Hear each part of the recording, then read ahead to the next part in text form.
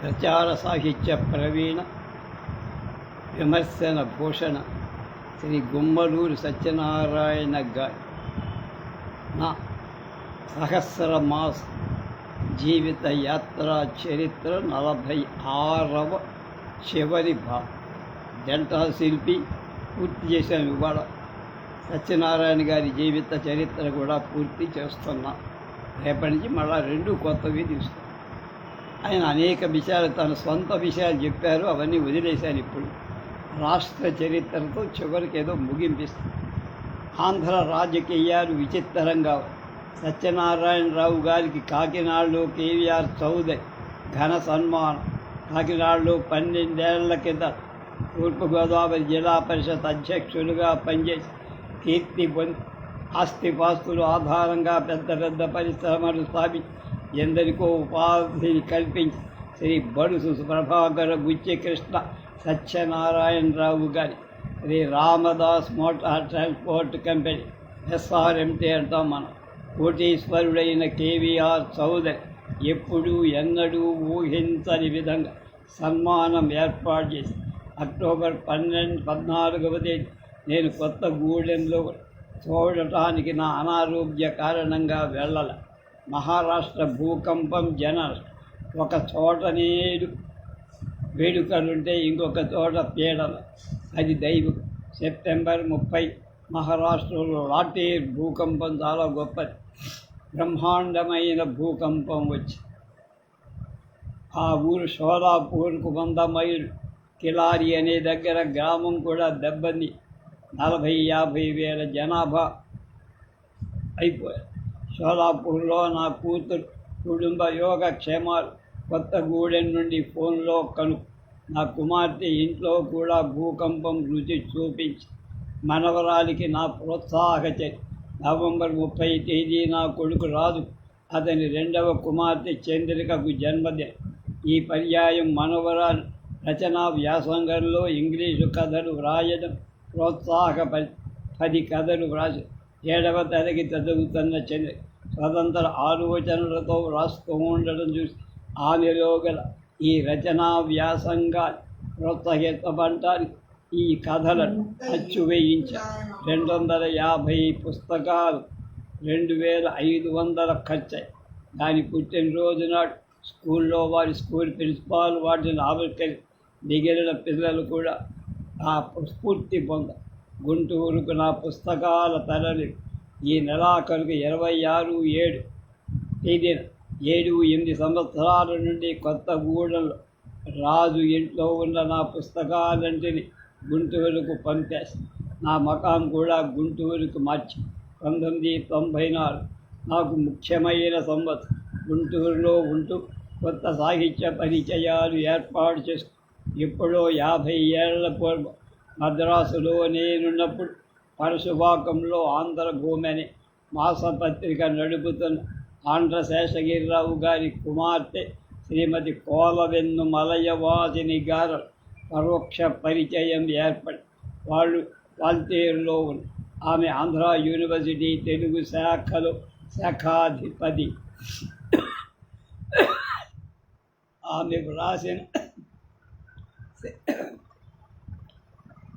శ్రీరామ నవమి పుస్తకం గుంటూరులో చూసి విషయం తెలుసుకొని వార్తల్లో వారికి ఉత్తర ప్రత్యుత్తరాలు.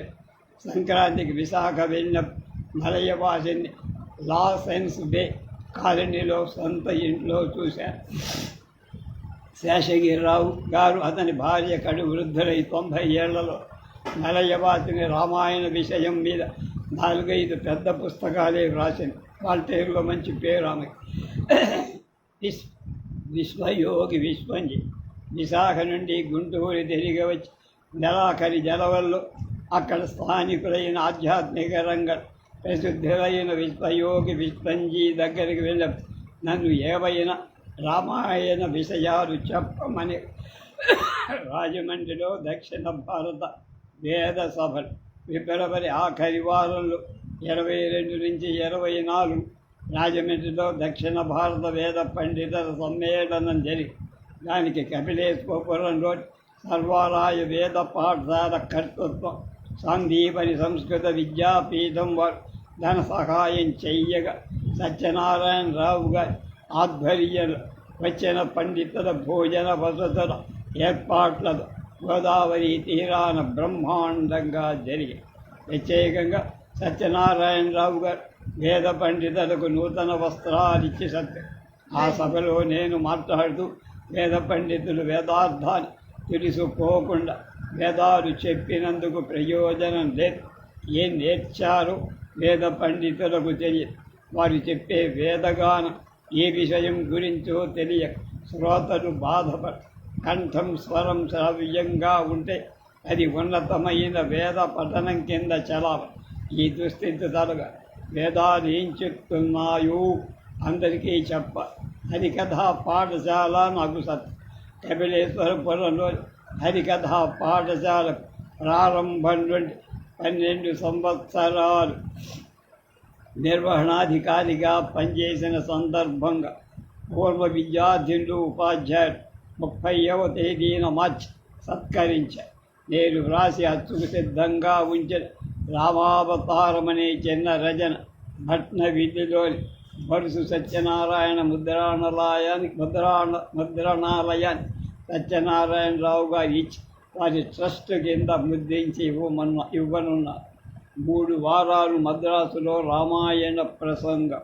చాలా కాలం నుండి నా రామాయణ ప్రసంగాలు వినటానికి తాపత్రయపడుతున్న రాణి రాజేశ్వరమ్మ గారి కోరిక మే నెల 6వ తేదీ మద్రాసు నాకు ప్రయాణంలో తోడుగా నా కుమార్తె లక్ష్మి కొత్తగూడెం స్కూల్లో డ్యాన్స్ టీచర్ రాజమండ్రికి రాగా ఆమె విజయవాడ నుండి నాకు సహాయంగా సర్వారాయ షుగర్స్లో వసతి గృహంలో బస. రోజు సాయంత్రం 5:30 నుంచి 7:30 చెప్పేవారు. ప్రతి పూట నా ప్రసంగాన్ని వారు టేప్ రికార్డు చేశారు. 26వ తేదీ ప్రసంగాలు నడిచాయి. అప్పుడు రామ పట్టాభిషేకం చేశా. ఆ రాత్రి 8:30 బ్రహ్మాండమైన వర్షం కురిసి మంచి ఎండల్లో అంతటి చల్లని వర్షం రావడం శ్రీరామ కరుణ అనుకుని 18 రోజులు రామకథను సంపూర్ణంగా చెప్పా. వచ్చిన భక్తులు చివరి రోజున ఘన సన్మానం చేసి అన్ని రోజుల నా ప్రసంగాలను వారి టేపుల్లో రికార్డు చేసి నెల తర్వాత వాటినన్నింటినీ నా క్యాసెట్లో గుంటూరులో రామాయణంలోని స్త్రీలు ప్రసంగం. అంతకు పూర్వం ఏప్రిల్ నెలలో గుంటూరులో ఒక రామభక్తుడు బొల్లేపల్లి సత్యనారాయణ వాల్మీకి రామాయణ సదస్సు 15 రోజులు నిర్వహించి ప్రతిరోజు సాయంత్రం 6 నుంచి 8 వరకు ఇద్దరు మాట్లాడేవారు. దూరస్థలాల నుండి వచ్చిన భక్తులకు రాను పోను ఖర్చులు బస భోజనం కొంత పారితోషికం ఇస్తూ ఘన కార్యాన్ని నడిపారు. గుంటూరుకు వచ్చాను తెలియగానే నన్ను ప్రసంగించమన్నారు. 23/4/90 రామాయణంలో స్త్రీ అనే విషయం మీద మాట్లాడారు. ఈ సంవత్సరంలో ప్రధానంగా కొంతమంది చనిపోయారు. ఆధ్యాత్మిక శక్తి కంచి పరమాచార్య జనవరి 8వ తేదీ సంక్రాంతికి ముందు స్వర్గస్థులయ్యారు. వారికి 100వ జన్మదిన ఉత్సవం జరిగిన కొద్ది నెలలకు ఆంధ్రప్రదేశ్ ముఖ్యమంత్రిగా 6-7 సంవత్సరాలు పనిచేశారు. కాసు బ్రహ్మానంద హైదరాబాద్ నిమ్స్లో హృద్రోగ బాధకి మే 25వ తేదీ చనిపోయారు. వారి వయస్సు అప్పుడు 80. నాటక రంగస్థలం నుండి వెండి తెరకు ఎదిగి ప్రవేశించిన నా మిత్రుడు రావు గోపాలరావు 13వ తేదీ మద్రాసులో చనిపోయారు. నా సమీప బంధువు నా అందకు వియ్యంకుడైన చిరుకూరి ప్రౌజ్య ప్రకాశరావు విశాఖపట్నంలో స్వగృహంలో మర్గయ. ఏప్రిల్ 19వ తేదీ బొబ్బిలి వాస్తవ్య సాహిత్య కళారంగాల్లో అశేష కృషి చేస్తూ కొన్ని సంస్థలు నిర్వహించారు. నడివింటి కృష్ణస్వామి కూడా షోలాపూర్కు ఏసీ పెట్టెలో ప్రయాణం పొలప ఎండలు తగ్గాయి కనుక షోలాపూర్ అమ్మాయి వద్దకు వెళ్దామంటూ మధ్యలో సికింద్రాబాద్ వద్ద రైలు మారకుండా విజయవాడలో బయలుదేరి చిన్నగా షోలాపూర్ వెళ్ళాలని కోణార్క్ మీనార్ ఎక్స్ప్రెస్ 2వ తరగతి ఏసీ బోగీలో ముందుగా రిజర్వ్ చేస్తూ 65 ఏళ్ల వయస్సు మీరిన వయోవృద్ధులు టికెట్ ఛార్జీలో 4వ వంతు తగ్గిస్తుంది. ఆ లెక్కన నాకు 650 అయింది. 14వ తేదీ 2వ ఇది వాణి పుట్టిన సోలాపూర్లో నా కుమార్తె ఇంటి పక్క మహారాష్ట్రుడొకడు. ఆమె నా కుమార్తెకు ముఖ్యంగా చిన్నపిల్ల మాదిరి సహా. జూన్ 21 విజయవాడ నుండి రైల్లో ఎలాంటి పెట్టేమో ఎయిర్ కండిషన్ కానీ నాకు తలుపు దగ్గర బెత్తి అదేమీ సుఖం లేదు. నీదు మెక్కిన చక్రాలపై ఉన్న దారి పొడుగున కుదుపులు. సోలాపూర్ జూలై 7 తేదీ నా మొలకట్టు వద్ద కొన్ని నెలలు నొప్పి. దానివల్ల ఆసనాలు వెయ్యలేక ఏసీ పెట్టలో 12 గంటల కాలం అదైనా అసౌకర్యం. నా సహస్ర చందనోత్సవంలో ఆలోచన ఆగస్టు 26వ తేదీ సోలాపూర్లో ఉండగా నేను సహస్ర చంద్ర దర్శన ఉత్సవం చేసుకుంటే బాగుంటుందనిపించి చూస్తే అక్టోబర్ 22వ తేదీ నా వయస్సు 1000 మాసాలు చాటు. ఇది వరకు షష్ఠి పూర్తి, సప్తతి 2 జరిగి ఈ సహస్ర చంద్ర దర్శనం జరగడం అంతవరకు అతడు జీవించ.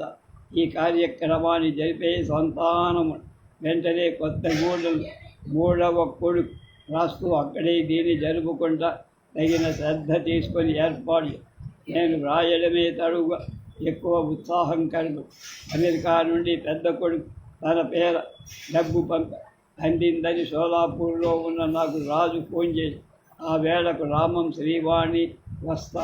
ప్రయాణాల ముందు ఏవో కొన్ని చికాకులు తప్పవు. కొత్తగూడెం వెళ్ళాలంటే హైదరాబాదులో రైలు మారాలి. ఉదయం 4 గంటలకు భద్రాచలం స్టేషన్ అందరినీ ఒక పెద్ద కారులో ఎక్కించి అక్కడికి 6 కిలోమీటర్ల దూరం కొత్తగూడెంలో రాజు ఇంటికి 29 చేరు. కొత్తగూడెం నా ఉత్సవం ఒక చిన్న యజ్ఞశాల. అందరూ వచ్చారు. అందరూ గోదావరి ఎక్కువలో పడకలు కూడా రిజర్వ్ చేయించుకొని వచ్చారు. అక్టోబర్ 1 సాయంత్రం కార్యక్రమం ఆరంభం. 11 మంది ఋత్విక్ హోమాలు, నవగ్రహ జపాలు, వాకిలిపై పెద్ద షామియానా మొత్తం. శ్రీవాణి దీక్ష స్వీకరించి నాకు సహాయంగా ఉంది.